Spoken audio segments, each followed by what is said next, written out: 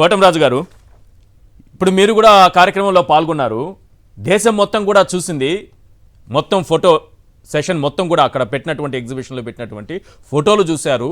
ఏవి ప్రజెంటేషన్ లాంటిది ఒకటి ఇచ్చి ఏ రకంగా జరిగింది ఈ రాష్ట్రంలో 51 రోజుల్లో ఈ దురాఘాతాలు, ఈ హత్యలు, అత్యాచారాలు, ఈ విధ్వంసాలు 6:30 నిమిషంలో చూపించేశారు. మొత్తం ఒక క్లియర్గా పిక్చర్గా మనకు చూపించారు. సార్, నేను అంటున్నాను, జాతీయ పార్టీలు రియాక్ట్ అయిన విధానం మనం చూసాము. హ్యాట్స్ ఆఫ్ అన్ని పార్టీలకి. కానీ ఇన్ని అరాచకాలు జరుగుతుంటే కోర్టులు ఏమన్నా సుమోటోగా దీన్ని స్వీకరించే అవకాశం ఉంటుందా? న్యాయపరంగా ఏ రకంగా ముందుకెళ్లొచ్చు? వీటినైతే కోర్టులు ఎట్టి పరిస్థితుల్లో సుమోటోగా తీసుకోవండి. కాకపోతే తీసుకోవాల్సిన బాధ్యత అయితే ఉంటే బాగుండేదండి. చేతుల్లో అడ్డంగా నరికేస్తే కూడా ఆ ఊళ్ళో ఇప్పటిదాకా ఎటువంటి స్టేట్మెంట్ గవర్నమెంట్ తరపు నుంచి కానీ హోమ్ మినిస్టర్ కానీ చేయకపోవటం, ఈ రోజు జగన్ గారు ఇక్కడ ప్రోగ్రామ్ స్టార్ట్ అయిన తర్వాత దాని గురించి మాట్లాడటం చేయటం చేస్తుంటే ఎందుకు ఇట్లాంటివి జరుగుతున్నాయి, 51 రోజుల్లో రోజు రోడ్ల మీద ఎందుకు జరుగుతున్నాయని చెప్పేసి ఒకసారి కమిటీ వేయటమో లేకపోతే హైకోర్టు వారు సుమోటోగా తీసుకున్న, కనీసం హ్యూమన్ రైట్స్ కమిషన్ వాళ్ళు కూడా సుమోటోగా ఎవరు తీసుకోవట్లేదండి. ఇంత దారుణం జరుగుతున్నా తీసుకుంటే కానీ తీసుకొని ఒక కమిషన్ ఏదైనా వేస్తే కానీ దాగవు. ఈ రోజు జగన్ గారు కేంద్రం కూడా స్పందించి ఒక టీం ని రాష్ట్రానికి పంపించి శాంతి భద్రతల విషయంలో పరిశీలన జరపాలి, అధ్యయనం చేయాలి, ఇక్కడ ఏం జరుగుతుందో తెలుసుకొని ఒక రిపోర్ట్ తెప్పించుకోవాల్సినటువంటి అవసరం ఉందని భావిస్తున్నారా?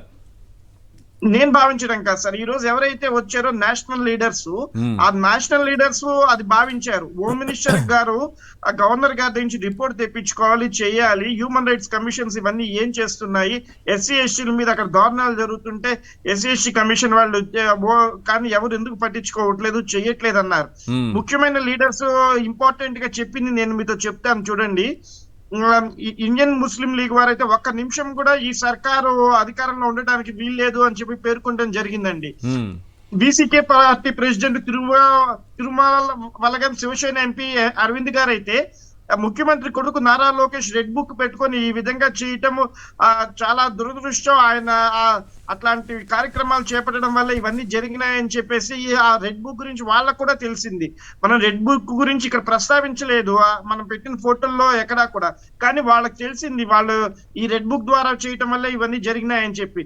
ఆమ్ ఆద్మీ పార్టీకి సంబంధించిన రవీంద్ర పాల్ గారు అయితే ఎవరు గెలిస్తే వాళ్ళు ఓడిపోయిన వాళ్ళని ఈ విధంగా చేస్తారని చెప్పేసి శాసనకర్తలకి రాజ్యాంగం రాసిన వాళ్ళు ఆ రోజుల్లో అనుకొని ఉండరు.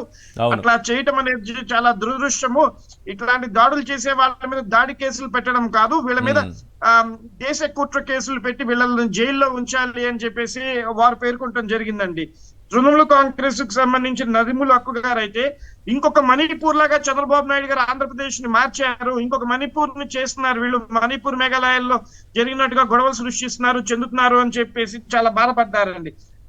ఏఐడిఎంకే సంబంధించిన తమ్మిదురోయ్ గారు అయితే ఈ విధంగా దాడులు చేస్తూ ఉంటే కేంద్రం కనీసం స్పందించకపోవడం కానివ్వండి, ముఖ్యమంత్రి కానీ ఎవరు కూడా స్టేట్మెంట్లు ఇవ్వకపోవడం, ఇవన్నీ గమనిస్తూ ఉంటే రాష్ట్రం ఎక్కడికి వెళ్ళిపోతుంది. ఆ రాష్ట్రంలో మీరు వైఎస్ఆర్సీపీ పార్టీ వాళ్ళు అడిగినట్టుగా ఇమ్మీడియట్ గా కూడా రాష్ట్రపతి పరిపాలన విధించాలి అక్కడ అని చెప్పి పేర్కొనటం జరిగిందండి. వీళ్ళందరూ కూడా ప్రజాస్వామ్యంలో ఉండటానికి చోటు లేని వాళ్ళు, ఈ పార్టీలు గెలిచిన వాళ్ళు ప్రజాస్వామ్యాన్ని గెలిపించడానికి, కాపాడటానికే, ప్రజాస్వామ్యాన్ని పరిరక్షించడానికి ఎన్నుకున్నారే తప్ప ప్రజలు ఒకళ్ళ మీద ఒకళ్ళు దాడులు చేసుకోవటానికి కాదు అని చెప్పేసి కూడా అఖిలేష్ యాదవ్ గారు కానీ ఈ రోజు ఈ పోరాటం తీసుకోవడం, ఈ నిరసన కార్యక్రమం తీసుకోవడం, ఈ ధర్నా కార్యక్రమాన్ని తీసుకోవడం ఒక రకంగా వైఎస్ఆర్సీపీ జాతీయ స్థాయిలో మొత్తం తెలుగుదేశం పాలనలో నడుస్తున్నటువంటి అరాచకాలన్నింటినీ దేశం మొత్తం వినిపించేలా చేయడంలో సక్సెస్ అయ్యారనుకోవచ్చా? 100% సక్సెస్ అయ్యారు అనుకోవచ్చండి. మనము వినిపించటం ఈ రోజు కార్యక్రమం పెట్టాం, కానీ వీటి గురించి ఆల్రెడీ వాళ్ళందరికీ తెలిసే ఉంది. దీన్ని ఇంకొకసారి మనం వాళ్ళకి గుర్తు చేసిన వాళ్ళం అయ్యాము. ప్రజాక్షేత్రంలో జగన్ గారు పోరాటం చేస్తూ అట్లాగే ఈ రోజు ఢిల్లీలో కూడా అందరి నాయకులు కూడా దీని దృష్టిలో మాకు ఉంది. దీని గురించి మేము ఆల్రెడీ పార్లమెంటరీ కమిటీ భేటీ స్పీకర్ గారితో జరిగినప్పుడు కూడా విజయసాయి రెడ్డి గారు కానీ మిథున్ రెడ్డి గారు కానీ ఈ టాపిక్ గురించి చెప్పారు, మాకు ఇది అవగాహన ఉంది, మేము కూడా ఈ సభల్లో అడుగుదాం అనుకుంటున్నాము అని చెప్పి వారు కూడా పేర్కొనడం జరిగింది. అంటే వీళ్ళు చేసే దుష్పరిమాణాలు కానీ, దాడులు కానీ, హత్యలు కానీ మొత్తం దేశం మొత్తమే కాకుండా ప్రపంచం మొత్తం చాటి చెప్పేలా చంద్రబాబు నాయుడు గారు చేశారు. మరి హోమ్ మినిస్టర్ గారు అన్నట్టుగా నిజంగానే రావు పెట్టుబడులు ఎందుకు వస్తాయండి? అంటే వీళ్ళు ఈ విధంగా ప్రవర్తిస్తుంటే చెందుతుంటే ఎవరు వచ్చి పెట్టుబడులు పెడతారండి? ఎవరు పెట్టుబడులు పెట్టరు. వీళ్ళు ఇట్లా 15,000 కోట్లు అప్పులు తీసుకొచ్చి ఆ 15,000 కోట్లలో కమిషన్లు కొట్టేసి అమరావతి నిర్మించడానికి చేయడానికి వాడుకోవటానికే తప్ప ఒక గ్రాంట్ కూడా ప్రభుత్వం నుంచి తీసుకురాలేకపోయారు.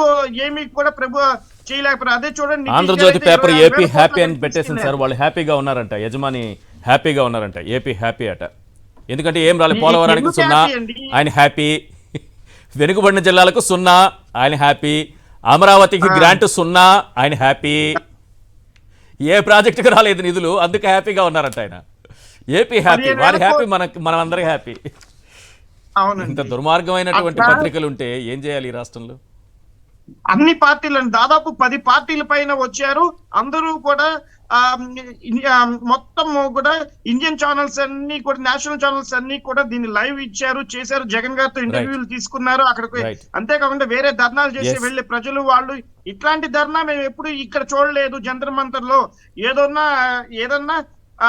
అది జరిగింది, అన్యాయం ఇది జరిగిందని చెప్పి వస్తారే తప్ప ఒక గత ప్రభుత్వం వచ్చి ఈ ప్రభుత్వంలో వాళ్ళు ఇట్లా చేస్తున్నారు గెలిచిన తర్వాత ఇంత అరాచకమైన ప్రభుత్వం పరిపాలన 51 రోజులు జరిగిందా?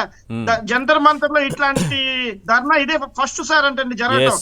ఏ రాష్ట్రంలో కూడా ఇట్లా ఓడిపోయిన వాళ్ళు మీద గెలిచిన వాళ్ళు దాడులు చేయడం జరగలేదంటే వాళ్ళందరూ కూడా చాలా ఆశ్చర్యపోయారండి. ఈ రోజు ఆ ఫోటోలు అవన్నీ అక్కడ చూస్తే, అక్కడ ఆల్రెడీ సిఆర్పిఎఫ్ వాళ్ళు కూడా చూసి ఏంటి ఇంత దారుణంగా జరిగినాయా అని చెప్పి పోలీసు వాళ్ళు కూడా ఆశ్చర్యపోవడం ఈ రోజు అక్కడ చూసామండి మనం. రైట్.